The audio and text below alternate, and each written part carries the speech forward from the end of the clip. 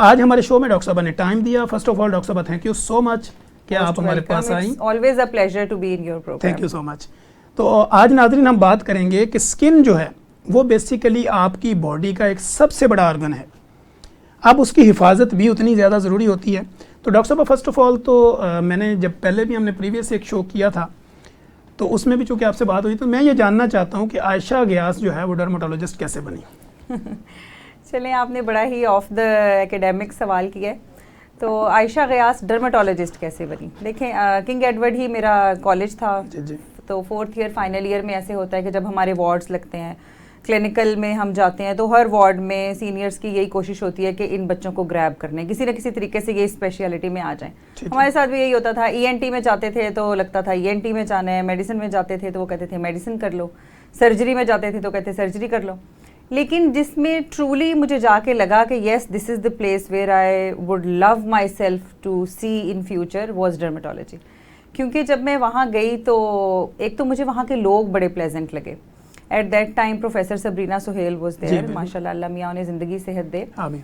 तो उन्होंने बड़ा प्लेजेंट, उनका एक था वार्म वेलकम था। उन्होंने जिस तरीके से हमें वहाँ वेलकम किया और फिर उन्होंने एक इंसाइटफुल सा मुझे लेक्चर दिया 10 मिनट का जब मैं वहाँ ट्रेनिंग के लिए गई कि why is it important for you to be a dermatologist in future. तो उन्होंने कहा ये आपका मुस्तकबिल है, फैसला आपका है, तो आप ज़्यादा इधर प्लेसमेंट आपकी बेहतर होगी। Then gradually with the passage of time जब मैंने देखा कि दुनिया में स्किन का वाकई बहुत ज़्यादा, स्पेशली एस्थेटिक्स का बहुत ज़्यादा वो आ रहा है, पैशन है, क्रेज़ है, जो मर्ज़ी कह लें, तो फिर आई थॉट मे बी, और अल्लाह ताला ने कुछ स्किन भी अच्छी दे दी, अल्लाह मियाँ की मेहरबानी है, तो फिर मैंने सोचा कि नहीं यही ठीक है इधर ही चलते हैं। ठीक हो गया। अच्छा डॉक्टर साहब, आज के दौर में जैसे हम देखते हैं कि ओबीस बहुत ज़्यादा, मोटापे का शिकार लोग बहुत हैं। चूँकि जब मोटापा होगा तो स्किन जो एक बॉडी के ऊपर एक कवर है तो उसके अंदर कई तरह के प्रॉब्लम्स आएंगे। इसी तरह जब मोटापा आएगा तो शुगर भी ऑटोमेटिक होगी। शुगर के मरीजों में स्किन की बढ़ती हुई डिजीज़ की वजूहात क्या है? बड़ा अच्छा आपने सवाल किया है। एक ज़माना था जब हम आउटडोर किया करते थे या पेशेंट देखते थे क्लिनिक में तो कभी कभार कोई डायबिटिक निकलता था, लेकिन जब मैं हिस्ट्री लेती हूँ तो मेरा सेकंड क्वेश्चन ये होता है कि खुदा न खास्ता आपको कोई शुगर ब्लड प्रेशर तो नहीं है, and astonishingly every third patient says कि yes I am a diabetic. तो ये मेरे लिए बड़ा ही हैरानकुन होता है कि इतनी ज़्यादा बढ़ती हुई तादाद में डायबिटीज़ हो रही है, और आपने बड़ा अच्छा कहा कि ओबेसिटी के साथ इसका ज़्यादा लिंक है। So we need to look into this कि हमने अपना बॉडी वेट कंट्रोल करना है। मोटापे का शुगर के साथ डायरेक्ट लिंक है। And talking about skin, yes, skin का बहुत ज़्यादा रोल है। ना सिर्फ ये मोटापे में ख़राब होती है, डायबिटीज़ में there are so many issues जो कि हमें स्किन के ऊपर नज़र आते हैं, और पर्टिकुलरली जो माइनर इश्यूज़ होते हैं स्किन के, जो शुगर की ज़्यादती की वजह से, जैसे आप इसको ऐसे इमेजिन कर सकते हैं कि खून में शुगर ज़्यादा है, जैसे आप जामे शीरीन को इमेजिन कर लें, तो खून में अगर शुगर है तो इट्स मोर गाढ़ा, ये बहुत थिक है, इसके फ्लो में इशू आ रहा है, ये ब्लड वेसल्स में उतनी रवानी से हरकत नहीं कर रहा जितना इसे करना चाहिए। जो हमारी नाड़ें हैं उनको भी खून सप्लाई जो हो रहा है वो भी शुगर वाला है, प्लस हमारी जो हीमोग्लोबिन है वो शुगर के मॉलिक्यूल साथ में जाके अटैच हो रहे हैं, हमारे न्यूरॉन्स के जाके शुगर अटैच हो रही है। हमारी बॉडी का each and every system is being affected because of high sugar in blood. तो स्किन की जो हालात है ना वो बहुत ही पुअर हो जाते हैं डायबिटिक्स में। माइनर इश्यूज जो हैं वो बहुत ज़्यादा बढ़ जाते हैं, और अगर उनको हम केयर ना करें, जल्दी उसको ना देखें, तो मुस्तकबिल में खुदा न खास्ता डायबिटिक फुट जैसे इश्यूज़ में पाँव काटना पड़ सकता है, टांग काटनी पड़ जाती है, एट टाइम्स एक फिंगर पेशेंट लूज़ कर लेता है for rest of the life. तो ये कुछ बड़े ट्रेजिक जो है ना वो आउटकम्स आ सकते हैं अगर हम माइनर इश्यूज़ को इग्नोर करते हैं। ठीक हो गया। अच्छा डॉक्टर साहब, एक हमने देखा है कि अगर आप डायबिटिक नहीं भी हैं लेकिन आप ओबीज हैं, मोटापे का शिकार हैं, प्री डायबिटिक हैं, तो लोगों के अंडर लेग और अंडर आर्म यहाँ पे स्किन जो है ना वो ब्लैक हो जाती है, या वहाँ पे दाग धब्बे बनना शुरू हो, या पिंपल या कोई एब्सेस बनना शुरू हो जाते हैं। तो इसको हम किस तरह रिवर्स कर सकते हैं?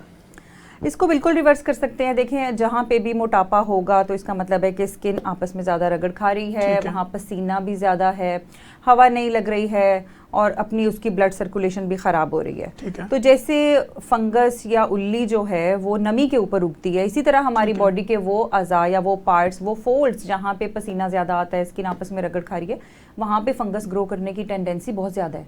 And this is what happens in armpits and groins. तो दोनों इन जगहों पे, बगलों में और टांगों के अंदरूनी हिस्से में, वहाँ पे फंगस ज़्यादा ग्रो करती है, और फंगस की वजह से ज़्यादातर हमें वो डार्क ब्लैक पैचेस नज़र आते हैं। अगर फंगस नहीं भी है, चूँकि ये बालों वाली जगह होती है, और बालों के जो रूट्स होती हैं, बालों के जो जड़ें होती हैं, वहाँ पे बैक्टीरियल ग्रोथ बढ़ सकती है अगर वहाँ हवा ना लग रही हो, हाइजीन अच्छी ना हो, और ब्लड की जो क्वालिटी है जो आपकी बॉडी में सर्कुलेट कर रहा है वो ठीक ना हो, जैसे कि डायबिटिक्स में है। तो इन सारे इश्यूज़ की वजह से आपका जो वहाँ पे बैक्टीरियल ग्रोथ बढ़ने की वजह से फॉलिकुलाइटिस या दाने या एब्सेसिस, फोड़े, ये चीज़ें निकल सकती हैं, फंगस ग्रो हो सकती है। और नेचुरल डार्कनिंग थोड़ी सी होती है, ऐसा नहीं है कि हम लोगों का जो स्किन कलर है वो it is the same as that on the hands और आर्म्स, ऐसा नहीं है। जो हमारी ग्रोइंस और एक्जिला हैं वहाँ पे नेचुरली हार्मोनल इन्फ्लुएंस की वजह से skin colour is a little dark. तो इससे कॉम्प्लेक्स में आने की ज़रूरत नहीं है। मर्दों का, औरतों का, दोनों का जेनिटल एरियाज भी थोड़े डार्क होते हैं, एक्जिला भी थोड़ी डार्क हो सकती हैं। हाँ, ये जो हेयर रिमूविंग क्रीम्स हैं उनका बड़ा किरदार है। हेयर रिमूविंग क्रीम्स और केमिकल्स जो वहाँ लगाते हैं, वैक्स के लिए हॉट वैक्स लड़कियाँ ख़वातीन यूज़ करती हैं, इन चीज़ों से भी ये जगह ख़राब होती है। ठीक हो गया। अच्छा डॉक्टर साहब, एक यहाँ पे सवाल हमारे क्लिनिकल ट्रायल में लोग ये लेके आती हैं, फीमेल जिनको डायबिटिक फीमेल हैं और उनको डैंड्रफ रहता है हर वक्त, तो आप बीइंग अ डर्मेटोलॉजिस्ट क्या ये समझती हैं कि डैंड्रफ की वजूहात शुगर हो सकती है या सफाई? डैंड्रफ की दोनों वजूहात हैं, आपने दोनों खुद ही पॉइंट आउट कर दी तो मेरा काम आसान कर दिया। ये जो डैंड्रफ है उसमें एक तो फ्रीक्वेंट वॉशिंग अगर नहीं हो रही तो जो भी स्किन के सेल्स पील ऑफ होना चाहते हैं, उतरना चाहते हैं, वो वहीं पे स्टकअप हो जाते हैं। फिर वो हेयर फॉलिकल की रूट्स को ब्लॉक करना शुरू कर देते हैं, जिसकी वजह से कई दफ़ा खारिश भी होनी शुरू हो जाती है। Sometimes there is a type of dandruff जिसको मैलेसीजिया बोलते हैं, उसमें फंगस ग्रोथ बढ़ जाती है। हर डैंड्रफ फंगस नहीं होती, लेकिन डैंड्रफ की कुछ टाइप्स में फंगल ग्रोथ बढ़ जाती है। तो अगर बहुत ज़्यादा इचिंग है, दाने भी बनने शुरू हो गए हैं along with dandruff, then probably fungus growth वहाँ पे आना शुरू हो गई है। दूसरी बड़ी वजह, जैसे आपने बताया कि इसकी वजह शुगर भी हो सकती है, तो यस, डायबिटिक्स में भी ये जो स्कैल्प की स्किन है वो अफेक्ट होती है और उसके ऊपर dandruff and fungal growth and specially bacterial growth ये बहुत ज़्यादा कॉमनली नज़र आती है।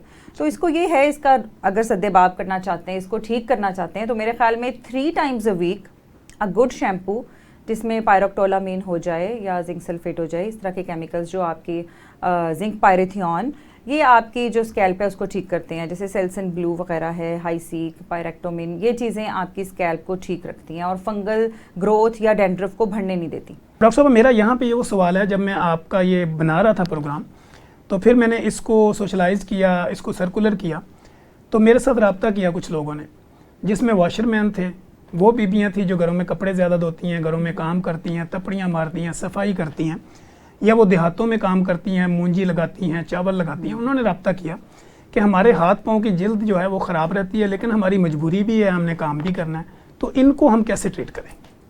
बिल्कुल, ये भी हमारी लाइफ का, हमारी सोसाइटी का इक्वली इम्पॉर्टेंट हिस्सा हैं। ये सब लोग, इन्हीं की वजह से हम हैं, ट्रस्ट मी, आप सब लोगों की वजह से ही हम हैं।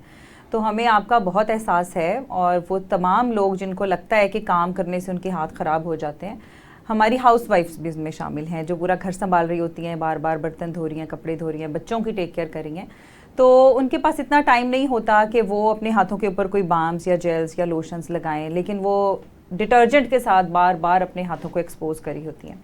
अब हमारी थोड़ा सा इसको समझने की ज़रूरत है कि हमारी सबकी जो स्किन होती है उसकी पीएच एसिडिक होती है, तेज़ाबी असरात की हामिल है। उसकी वजह यह कि अल्लाह ताला चाहते हैं कि इसके ऊपर कोई जरासीम ना उगे, ना बढ़े, इसलिए वो एसिडिक है। जितने भी साबुन होते हैं वो एल्कलीज होती हैं, तो वो उसका जो तेज़ाबी खसूसियात हैं उसको ज़ायल कर देते हैं। अब आपकी स्किन वल्नरेबल है, उस पर कुछ भी हो सकता है, वो फट भी सकती है, उसमें चीरे भी आ सकते हैं, कट भी आ सकते हैं, उसके अंदर बैक्टीरिया भी जा सकते हैं, फंगस भी जा सकती है। तो पहली बात है, नो साबुन बार बार। कुछ लोगों को ऑब्सेशन होता है कि मैं बार बार हाथ धो लूँ, मैं ये काम कर रहा हूँ, मैं फॉर एग्जांपल मैंने तपड़ी लगाई है, काम वाले जो ख़वातीन हैं या जो घरों में बर्तन धोए हैं तो फ़ौरन दोबारा साबुन से हाथ धो लूँ। बार बार साबुन से हाथ धोने का जो कल्चर है, इसको हमें डिस्करेज करना चाहिए। ठीक है। दूसरे नंबर पे जो भी डिटर्जेंट्स यूज़ किए जा रहे हैं, जैसे सर्फ है या डिश वॉशर है, कोशिश करें कि वो बहुत ज़्यादा तेज़ केमिकल वाला ना हो। अगर आप चाहें तो उसके अंदर पड़ भी सकते हैं। कुछ ऐसे डिटर्जेंट मार्केट में आ रहे हैं जिसके अंदर बहुत ज़्यादा तेज़ डिटर्जेंट है और कुछ के अंदर कम है, तो आपने ज़रा सटल वाले लेने हैं, उसको पतला करना है पहले पानी में। जैसे सर्फ का डायरेक्ट लगा के हाथों के साथ मलना, नो नो नो नो वे। आपको सर्फ पहले पानी में घोलना है, उसका महलूल बनाना है, उसमें कपड़े आप डिप कर लें। और इतने बड़े बड़े साइज़ के ग्लव्स मिलते हैं विच आर वेरी थिक, उनको अगर हम पहन लें कोई भी काम करने से पहले, 2-4 टिप्स दूंगी आपको, वो आपके काम आएंगी। हाउसवाइफ्स को मेरा हमेशा ये मशवरा होता है कि 2-2 4-4 बर्तन बार बार ना धोएं। मेरे सारे एक्जिमा के पेशेंट्स को मैं ये कहती हूँ कि यार इकट्ठे करते जाओ, अपने बर्तन अपने कपड़े इकट्ठे करते जाओ, कोई क़यामत नहीं आ जाएगी, आप उनको इकट्ठा धो लेना। एक दफ़ा ग्लव्स पहनो और सबको वॉश करके रख दो, ठीक है, सबसे इंपॉर्टेंट, यानी बार बार आप मत धोएं। इसी तरह कपड़ों का है कि वो भी आप इकट्ठे काम करें। जो भी काम आपने किया, आपने बार बार साबुन से हाथ नहीं धोने, बल्कि क्या करना है कि एक लोशन या ग्लिसरीन और गुलाब के अर्क का महलूल बना के किचन में रख लें और एक वॉशरूम में रख लें। तो जैसे ही आपने वो जगह जहाँ पे आपका हाथ एक्सपोज्ड है, आप हाथ धोते हैं, वहीं पे टॉवल पे हाथ ड्राई करें और वो थोड़ा सा लिक्विड अपने हाथों पे मल लें उसी वक्त, द सेम टाइम, क्योंकि बाद में टाइम नहीं मिलने वाला। आप लोग बहुत बिजी हैं, सब बहुत बिजी हैं, और सबसे ज़्यादा जो चीज़ इग्नोर हो जाती है वो सेल्फ इग्नोर हो जाती है। तो सेल्फ के लिए थोड़ा टाइम निकालें, ये काम करें। अच्छा, दूसरा, अगर आपके पास इस तरह डे में टाइम नहीं मिल पाता तो रात के टाइम बेड साइड के ऊपर कोई चीज़ रख लें, और कुछ नहीं तो वेज़लीन रख लें। और वेज़लीन या कोई भी मॉइस्चराइज़र लोशन बेस्ट एब्जॉर्ब होते हैं जब आपकी स्किन थोड़ी सी गीली होती है, थोड़ी सी डैम्प होती है। सर्दियों में तो हम थोड़ा सा गर्म पानी में डिप कर लेते हैं हाथ, या धोने के फ़ौरन बाद लगा लेते हैं। गर्मियों में चूँकि ऑलरेडी पसीना बहुत आ रहा होता है, बॉडी टेम्परेचर भी अच्छा खासा हाई होता है, तो आप डायरेक्ट वेज़लीन भी लगा सकते हैं, बट उसको मसाज करें 1 से 2 मिनट के लिए, अच्छे तरीके से मसाज करें। जो भी कट्स एंड फिशर्स हैं उसके अंदर प्रॉपर वेज़लीन को जाना चाहिए, मॉइस्चराइज़र को जाना चाहिए, and then obviously you can sleep. तो थोड़ी सी केयर करने से हम अपने हाथों को काफ़ी हद तक बचा सकते हैं। ठीक हो गया। अच्छा डॉक्टर साहब, जैसे कि आपने देखा कि हमारा ये प्रोग्राम चूँकि पहले होना था लेकिन बाद में ये लेट हुआ, तो हमने देखा कि ईद कुर्बान गुजरी है और लोगों ने बहुत ज़्यादा गोश्त पकाए हैं, खाए भी हैं, और वो फीमेल जो चूल्हे पे ज़्यादा काम करती हैं, किचन का ज़्यादा काम करती हैं, उनकी एक कंप्लेन होती है कि जब भी मैं चूल्हे के पास जाती हूँ तो मेरी जो स्किन है ना, इसमें बर्निंग शुरू हो जाती है। इसकी क्या वजूहत है? ज़्यादातर उन लोगों की स्किन रेड होती है चूल्हे के पास जाने से जो पहले से कमज़ोर है, जो पहले से पतली है, और इनमें से 90% ख़वातीन, अभी आपको कांटेक्ट भी करेंगी, 90% ख़वातीन वो हैं जिन्होंने पहले से वाइटनिंग क्रीमें चेहरे पे लगाई हुई हैं, और वो भी जो कॉस्मेटेड है। ऑफ कोर्स, गोल्डन पर्ल, फाइजाब, मैं नाम कितने लूँ, मैं तो नाम ज़ुबानी याद किए, मैं 10-15 नाम तो मैं बोल सकती हूँ इन वन गो। ठीक है। तो वो सारी क्रीमें लगा के स्किन पहले से ही बारीक है, वो कमज़ोर है, वो चूल्हे की हीट बर्दाश्त नहीं कर पाती, और वो एकदम से रेड हो जाती है। एट टाइम्स उसमें लाल लाल धागे नुमा वेन्स भी नज़र आती हैं, वो भी उसका पतला होने की निशानदेही करती हैं। एंड सेम हैपेंस जब वो धूप में जाती हैं, तब भी मुंह एकदम लाल हो जाता है। तो ये सारी वजूहात हैं। बेसिकली हम इसी कल्चर को डिस्करेज करते हैं, whitening creams and steroidal creams, mix क्रीमों का कल्चर। मेरे सारे सोशल मीडिया प्लेटफॉर्म्स पे भी यही प्रैक्टिस है कि वी स्ट्रांगली डिस्करेज के ये चीज़ें ना लगाएं। अच्छा, वंस ये हो गया, डॉक्टर तनवीर चाहते हैं कि हम प्रोग्राम में साथ सोल्यूशन भी दें। यू नो, इसके ये प्रोग्राम का एसेंस है, यही इस प्रोग्राम की खूबसूरती है। तो वाई नॉट, आप लोग जिनका भी चेहरा हीटअप होता है, एक तो पहली बात है कि आप इंटरनली अपने आप को हाइड्रेट करें, बहुत ज़्यादा स्किन के अंदर अच्छा पानी हो ताकि वो बर्दाश्त कर सके, सह सके इस हीट को। दूसरा, उसको ऊपर से कुछ ऐसा लगा दें जो उसको हीट डायरेक्ट ना पहुंच सके, उसमें मॉइस्चराइज़र लोशन भी अच्छा काम करेगा। तीसरा, बहुत बड़ा मिसकंसेप्शन ये है कि चूल्हे का काम करना है तो सन ब्लॉक लगा लो। No, sun block ultra violet light से बचाता है, इंफ्रारेड से नहीं बचाता, और चूल्हे से हीट से जो निकलती है वो ज़्यादातर इंफ्रारेड निकलती है। सो you should not apply any sunblock before going in front of the stove और बर्नर। उससे क्या होगा कि आप एक लेयर तो लगा देंगे, पसीना और ज़्यादा आएगा, गर्मी और ज़्यादा आएगी, और हीट आपको और ज़्यादा चढ़ेगी। एक और मैं आपको बता दूं कि टेक्रोलिमस नाम की ऑइंटमेंट्स होती हैं, दे आर नॉन स्टीरॉयडल, लेकिन वो इन्फ्लेमेशन को ठीक करती हैं, सोजिश को ठीक करती हैं। तो while going to bed time, आप सोने जाते हैं तो you can apply tacrolimus ointment on the face. ये मैं बगैर देखे इतना ही बता सकती हूँ। अदरवाइज जो रेड फेस भी है उसकी भी बहुत सारी रीजंस होती हैं, बहुत सारे ग्रेड्स होते हैं कि किस किस्म का डैमेज है, कितना डैमेज है, उस हिसाब से हम ट्रीटमेंट्स बताते हैं। Hyaluronic acid based creams and serums दोनों बहुत अच्छे हैं रेड फेस के लिए, वो एनी टाइम आप अप्लाई करके अपनी स्किन को ठीक कर सकते हैं। सेरामाइड्स भी अप्लाई कर सकते हैं। रात को सोने से पहले 2 to 3 drops of vitamin C, वो आपकी स्किन को बिल्डअप करते हैं, स्ट्रॉन्ग करते हैं, उसको आहिस्ता आहिस्ता मजबूत करते हैं कि वो ये सारे डैमेजेस को बर्दाश्त कर सके ईजीली। तो ये कुछ स्टेप्स हैं, और अगर इसके बावजूद भी ठीक ना हो तो आई थिंक कोई बुराई नहीं है डर्मेटोलॉजिस्ट के पास जाने में। जी, पेशेंट टू पेशेंट वेरी करता है। अच्छा डॉक्टर साहब, यहाँ से आजकल आपने देखा है कि पिछले कोई 1-2 महीने में एक वबा भी उठी जिसमें लोगों को मेजल हुआ, चिकन पॉक्स की शिकायत आई। आजकल प्रिकली हीट लोग डिफरेंट किस्म के पाउडर वगैरह यूज़ करते हैं, उनको पित्त निकलती है, साड़ निकलता है। तो हम, मेरा ये सवाल है कि जो मेजल के निशानात हैं या चिकन पॉक्स के जो निशान रह जाते हैं बॉडी के ऊपर, उसको कैसे ख़त्म किया जा सकता है? ठीक है, जो प्रिकली हीट है वो तो मिली एरिया या गर्मी दाने हैं, तो वो तो निशान तभी पड़ेंगे जब आप उनको बहुत इतना जोर से खुजाएंगे कि वो स्किन ऊपर से उतर जाए। जब भी स्किन उतरेगी तो निशान तो पड़ेगा। इसी तरह चिकन पॉक्स में निशान पड़ते हैं कि हम लोग टाइम पे दवाई नहीं देते, बल्कि कुछ दिन पहले मेरे पास कुछ पेशेंट्स आए तो उनको किसी ने कहा कि दवाई पियोगे तो ये अंदर रह जाएगा, इसको निकलने दो, दवाइयाँ ना पियो। तो हुआ क्या कि वो बच्चे का खुजा खुजा के जख्म, अल्सर्स, बुरा हाल। तो आपने चिकन पॉक्स का अगर मसला है उसमें दवाई लेने में कोई हर्ज नहीं, anti histamine, anti allergic syrup या गोलियां लें ताकि खारिश ना हो, ताकि आप ना खुजाएं, स्किन ना उतरे, निशान ना पड़े। सवाल ये था कि निशानों को ठीक कैसे करना है। ठीक है। अब निशानों को ठीक करने के लिए सबसे बेस्ट टाइम है first 4 weeks after chicken pox, जब वो ठीक हो जाए। यस, जब आपके जख्म ठीक हो गए हैं, this is the right time. अगर आप उसको इग्नोर करते हैं, 2-4 महीने गुजर गए, साल गुजर गया, उसके बाद आप सोचते हो कि अच्छा मैं लगाऊं, तो no cream, no ointment can cure these spots. उसके बाद सर्जरी या लेजर होता है, और वो हम रूटीन में कर भी रहे होते हैं। लेकिन फर्स्ट 4 वीक्स में आप क्रीम्स लगा सकते हैं, कॉन्ट्रैक्ट ट्यूबेक्स लगा सकते हैं, मेलानेक्स क्रीम लगा सकते हैं, मेलाजैम क्रीम लगा सकते हैं, और डे टाइम में सनस्क्रीन से प्रोटेक्ट करें ताकि अल्ट्रावायलेट लाइट से वो निशान डार्क ना हो पाए। लेकिन प्राइमरीली वही बात है कि आप स्किन को खुजाएं नहीं। ठीक है। अच्छा डॉक्टर साहब, आजकल आपका एक क्लिप बड़ा वायरल हो रहा है जिसमें स्याहियाँ या मिलाजमा का जो ट्रीटमेंट होता है, क्योंकि लोग बहुत ज़्यादा उस पर हैं, लेकिन कुछ लोग फाइनेंशियली तौर पे डर्मेटोलॉजिस्ट के पास नहीं पहुंच सकते, या कुछ लोग वो होते हैं जिनको प्रॉपर पता ही नहीं होता या गाइडलाइन ही नहीं होती। तो ये स्याहियों का मुकम्मल इलाज कितने अरसे में हो सकता है? ठीक है, सवाल तो बहुत ही अच्छा है। वैसे तो पेशेंट टू पेशेंट वेरी करता है छाइयों का, लेकिन ऑन एन एवरेज जिस तरह की छाइयाँ हम लोग अमूमन देखते हैं उसमें 90% लोगों की जो छाइयाँ हैं 8 से 10 महीने का इलाज उनको ऑलमोस्ट ठीक कर सकता है। ऑलमोस्ट मैंने इसलिए वर्ड यूज़ किया कि कभी कभार थोड़ा सा शेडो छाइयों का रह भी जाता है। ये ज़रूरी नहीं है कि वो 100% ठीक हो, तब 100% ठीक हो सकती हैं अगर आप जल्दी डॉक्टर के पास आते हैं। मल्टीपल ट्रीटमेंट ऑप्शंस होते हैं। शुरू में हम लगाने वाली दवाइयाँ देते हैं, फिर खाने वाली देते हैं, फिर हम ट्रीटमेंट्स करते हैं जिसमें माइक्रो नीडलिंग या लेजर्स वगैरह करते हैं। तो अगर ट्रीटमेंट के साथ आप छाइयों को जल्दी कोशिश करते हैं क्योर करने की, तो वो सबसे बेस्ट है। ठीक हो गया। अच्छा डॉक्टर साहब, चूँकि हमारा प्रोग्राम सारे का सारा जो था वो हीट वेव्स और इस तरह के ऊपर था, तो अगर गर्मी से आपकी स्किन जल जाती है तो उसका ट्रीटमेंट मेडिकेटेड है या कोई लेज़र है, या फिर उसको किस तरह किया जा सकता है? गर्मी से अगर स्किन जल गई है, जिसे हीट बर्न हो गया या सन बर्न हो गया या हीट एग्जॉस्शन की वजह से आपकी स्किन बहुत ज़्यादा फायरी रेड हो रही है, तो उसका ट्रीटमेंट घर में रह के भी कर सकते हैं। ठीक है। हीट एग्जॉस्शन और स्ट्रोक में थोड़ा सा फ़र्क है। स्ट्रोक में तो अगर डिजीनेस हो रही है, पेशेंट को बेहोशी तारी हो रही है, तो ऑब्वियसली वो इमरजेंसी है, उसमें तो डॉक्टर के पास जाना ही पड़ेगा। ठीक है। लेकिन अगर शॉर्ट ऑफ स्ट्रोक, अगर सिर्फ हीट एग्जॉस्शन है, दिल की धड़कन थोड़ी तेज़ है, स्किन थोड़ी लाल हो गई है, पसीना बहुत ज़्यादा आ रहा है और आपको प्यास बहुत ज़्यादा लग रही है, तो फिर हीट एग्जॉस्शन है, और स्किन भी अगर साथ में बर्न हो गई है, तो आप घर में रह सकते हैं। अब घर में करना क्या है, शावर में पानी डालें। अगर छोटे बच्चे हैं तो उनके ऊपर शावर करना शुरू कर दें, वही जो पानी वाला शावर होता है, और पंखा चला दें। पंखा चलाने से खाली ये हीट बॉडी से नहीं निकलेगी, हमें जल्दी से उसे एवेपोरेट करना पड़ेगा, और एवेपोरेट करने के लिए शावर्स आर बेस्ट।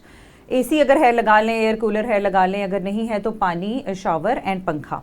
इसके अलावा बाथ टब, बड़ा सा बाथ टब जिसमें आप बैठ सकें, उसमें पानी डालें, थोड़ी सी बर्फ़ डालें, उसे ठंडा करें। आपको बॉडी टेम्परेचर जल्दी से ठंडा करना है एग्जॉस्शन में। और किसी भी किस्म का बर्न हो, चाहे चाय गिर जाए, गर्म पानी गिर जाए, या सूरज की शुआओं से जला हुआ हो, सन बर्न हो, हर बर्न का एक बुनियादी असूल ये है कि उसे कम से कम 20 मिनट ठंडे पानी में रख दें।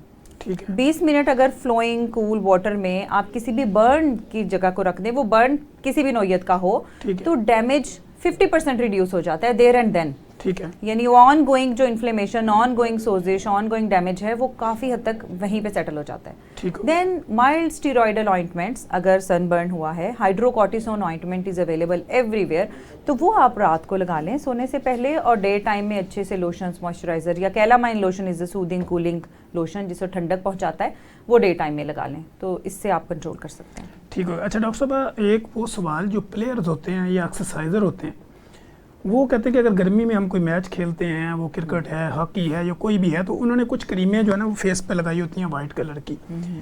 तो बीइंग अ डर्मेटोलॉजिस्ट, आप क्या समझती हैं वो अपनी स्किन को प्रोटेक्ट करने के लिए बेहतर तरीका क्या कर सकते हैं? एक तो ये भी अच्छा ही तरीका है, लेकिन कुछ लोगों के लिए एक्सेप्टेबल है, कुछ लोगों के लिए एक्सेप्टेबल नहीं है। वो वाइट जो हैं वो फिजिकल सन ब्लॉक्स हैं बेसिकली। ठीक है। जिंक ऑक्साइड है या टाइटेनियम डाइऑक्साइड है, तो वो वाइट एक लेयर होती है जिससे फिजिकली सूरज की शुआएं अंदर नहीं जा सकती। ठीक है। लेकिन आजकल जो ज़्यादा मॉडर्न सनस्क्रीन्स हैं वो केमिकल सनस्क्रीन्स हैं। उसका मकसद ये होता है कि अल्ट्रा वायलेट लाइट आती है, वो केमिकल जो उस सन ब्लॉक में है वो उसे पकड़ता है, एब्जॉर्ब करता है, डिसिपेट करता है, उसको रिफ्लेक्ट बैक कर देता है टू द एनवायरनमेंट, और ख़ुद आर्जी तौर पे थोड़ा सा वार्म हो जाता है, फिर कूल डाउन हो जाता है। लेकिन वो नज़र नहीं आता, वो बहुत ज़्यादा वाइट कास्ट नहीं देता फेस के ऊपर। तो कोई भी सनस्क्रीन जो स्पोर्ट्स वाले ख़ास तौर पे लोग हैं या एक्सरसाइज करते हैं मॉर्निंग में, इवनिंग में, जब भी, उनको चाहिए कि वो सन ब्लॉक तो कम से कम लाजमी लगाएं। ठीक है। और अगर वो टोपी या हैट पहन लेते हैं या फेस को कवर कर लेते हैं गर्मी में, धूप में, तो उनकी डबल प्रोटेक्शन हो जाएगी। फिर डिटॉक्स वाटर्स जो हैं वो बड़े अच्छे हैं, ये एक्सरसाइज वालों के लिए भी और स्पोर्ट्स पीपल के लिए भी, कि अगर वो सब्ज़ी काट के थोड़ी सी, जैसे खीरा और टोमेटो एंड लेमन, उसमें पानी में डाल लें, उसे डिटॉक्स बना लें, तो बड़ा अच्छा है। और ये जो हमारे किसान हैं, फार्मर्स हैं, मज़दूर हैं, अगर वो अपने साथ पानी अपने पास रख रहे हैं, पानी के अंदर आधा चम्मच नमक और 1/4 चम्मच बेकिंग सोडा वो डाल दें और उसका पानी बना लें, थोड़ा सा उसमें लेमन डाल लें। ठीक है। ये होममेड एक बहुत ही अच्छा एक डिटॉक्स वाटर भी है और फुल ऑफ मिनरल्स है। ठीक है। इसमें सोडियम क्लोराइड है, पोटेशियम है, इसमें बाइकार्ब है, जो वो सारी चीज़ें हैं जो आपकी बॉडी से लूज़ हो रही हैं, तो वो अच्छे तरीके से इसको रिप्लेस कर सकते हैं। डॉक्टर साहब, लास्ट मिनट है हमारे पास कि super queen of dermatology associate professor doctor Ayesha gas का पब्लिक के नाम पैगाम। पब्लिक के नाम यही पैगाम है कि जो आपका लार्जेस्ट ऑर्गन है, जो स्किन है, इसी के साथ हम कम्युनिकेट करते हैं, यही हमारा कॉन्फिडेंस है, यही हमारा एक्सपोजर है सारा। हम किसी से भी इंटरेक्ट करते हैं तो हमारी स्किन ही बताती है कि हम क्या हैं। तो अपनी स्किन का ख़ास ख्याल रखें। बहुत थोड़े से पैसों के साथ भी little investment can pay you of in future. और छोटे छोटे लालच ना करें, छोटे लालच हमें बड़ा नुकसान देते हैं। इसमें वाइटनिंग का लालच भी हो सकता है, खूबसूरत दिखने का लालच भी हो सकता है। डॉक्टर की एंडोर्समेंट के बगैर कोई भी OTC over the counter available चीज़ें ना उठाएं, ना लगाएं। ये मेरा आज का सबसे बड़ा मैसेज है। और दूसरा मैं एक बात करना चाहूँगी, you all are very beautiful, we all are very beautiful, we don't have to change the colour of our skin. हम गंदुमी ही पूरी दुनिया में सबसे खूबसूरत माने जाने वाली कौम हैं, और अगर हम अच्छा परफॉर्म करते हैं तो वो हमारी पहचान बनना चाहिए, ना कि हमारा स्किन कलर। तो अपनी एनर्जीज़ इस डायरेक्शन में वेस्ट ना करें, अपनी एनर्जीज़ प्रोडक्टिविटी की तरफ लगाएं। वो बच्चियां जो यूनिवर्सिटी हैं, गोइंग गर्ल हैं, टॉपर्स हैं, प्रोफेशनली बहुत साउंड हैं, दिल भी नहीं करता, उनका ध्यान ही नहीं जाता कि उनका स्किन कलर क्या है। So very confident. डॉक्टर साहब, थैंक यू सो मच। चूँकि आपको पता, जब हम स्टूडियो में होते हैं टाइम लिमिटेशंस होती हैं, वरना आपकी इतनी खूबसूरत गुफ्तगू थी कि मैं इसको घंटों और चला सकता था। चूँकि टाइम लिमिटेशंस होगी, इसलिए हमें जो है प्रोग्राम को वाइंड अप करना पड़ेगा। डॉक्टर साहब, थैंक यू सो मच, आपने टाइम दिया और बड़ी खूबसूरत गुफ्तगू की। तो नाज़रीन, मुझे पूरी उम्मीद है हमारे इस प्रोग्राम से आप लोगों को बहुत फ़ायदा होगा। आपकी वेल अवेयरनेस और एजुकेशनल जो एक्टिविटीज़ है हमारी हेल्थ से रेलिवेंट, उसमें आप लोगों को बहुत अफादियत होगी। मुझे और मेरे गेस्ट को दीजिए इजाज़त। हम दोबारा एक नए प्रोग्राम में एक नई क्यूरी, नई थ्योरी, नए सवाल जवाब के साथ दोबारा हाज़िर होंगे। तब तक के लिए इजाज़त दीजिए। अल्लाह हाफिज़।